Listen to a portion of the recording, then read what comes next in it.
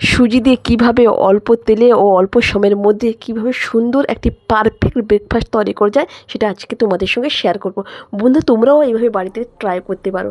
আর ভিডিওটা দেখার জন্য অনুরোধ রইল। দেখো, এখানে কিছু আমি সবজি নিয়েছি: পেপসিকাম, মটরশুঁটি, ধনে কুচি এবং গাজর কুচি, দুটো আদা কুচি, দুটো কাঁচা লঙ্কা।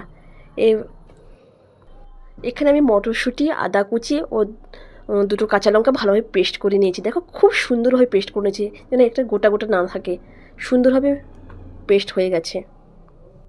দেখো বন্ধুরা, একটি বাটিতে 50 গ্রামের মতো সুজি নিয়ে নিয়েছি। একই বাটি মেপে কিছু আটা নিয়ে নেব।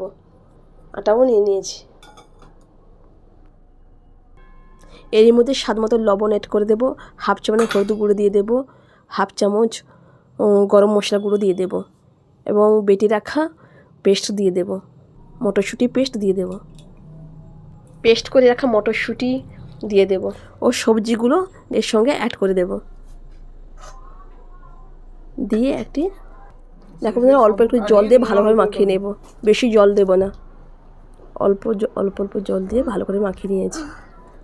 কত সুন্দরভাবে হয়ে গেছে। দেখো, গ্যাসে প্যান বসিয়ে দিয়েছি। প্যানটি ভালোভাবে গরম হয়ে গেলে তেল দিয়ে দেবো। তেল দিয়ে ভালোভাবে গ্যাস মিডিয়াম রেখে দিয়ে ডোটি দিয়ে ভালোভাবে, দেখো, হাতের সাজিয়ে খুব সুন্দরভাবে একটি পারফেক্ট শেপ দিয়ে দেবো।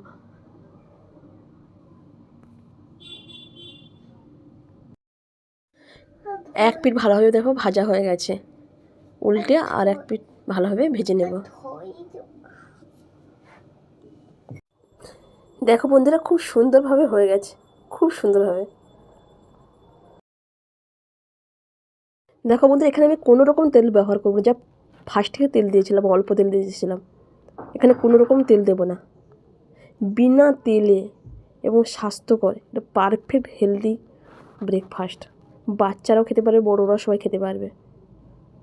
তোমরা একবার বাড়িতে ট্রাই করে দেখতে পারো।